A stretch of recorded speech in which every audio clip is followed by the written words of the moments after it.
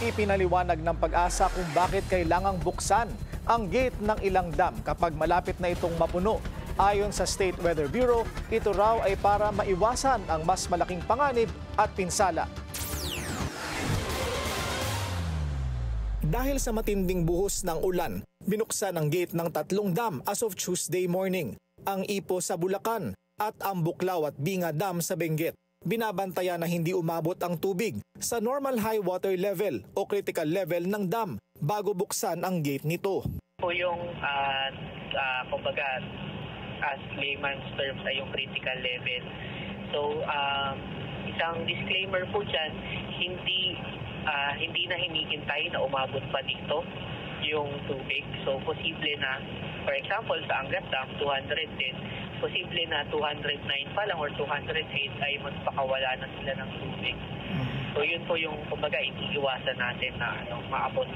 May paliwanag ang Pag-asa kung bakit binubuksan ang gate ng dam kapag malapit ng mapuno ng naipong tubig ang reservoir o yung imbakan ng tubig ng dam. Iniiwasan po natin na mapuno yung reservoir ng dam para maiwasan natin ang kung sakaling baka magkaroon ng structural problems kung mapuno ito dahil kumbaga yung pressure na galing sa tubig posibleng makadamage sa ating dam at masira ito. So kapag po nasira yung dam, doon po magkakaroon ng mas malaking panganib sa ating mga kababayan kasi bigla na lang parang sasabog o yung tubig at dadaloy ito papunta sa ilog ng rumaragasa yung kanyang bilis at napakaraming tubig. Kaya mas kontrolado rin ang dami ng tubig na inilalabas.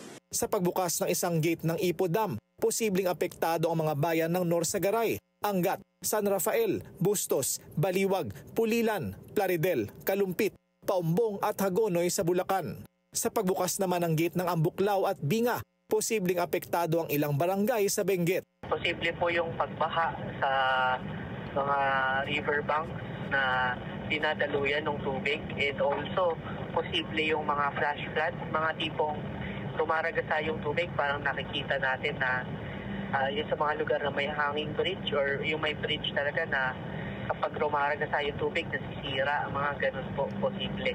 Base sa protocol, binibigyan ng babala ang komunidad na apektado 6 na oras bago buksan ang gate ng dam. Magkakasama po yan, no? Yung dam managers like MWSS, NAPOCOR at NIA, katuwang po nila yung Pag-asa at NDRMC. Nagwa-warning kami both through social media, through the LGUs at yung dam managers natin na nasa area mismo, meron silang mga roving na mga yung mga may wangwang, tas mga may megaphone na nagwa-warning dun sa ating mga communities malapit dun sa dam. Nag-overflow naman ang Lamesa Dam na umabot sa 80.17 meters ang water level. May critical level ito na 80.15 meters. Inaasahang apektado nito ang mga mabababang barangay malapit sa Tulyahan River sa Quezon City.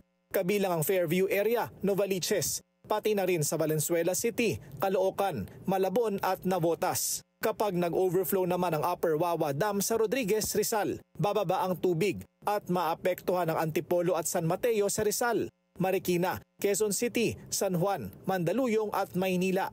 Yung Lamesa at yung Upper Wawa Dam, wala po silang gate.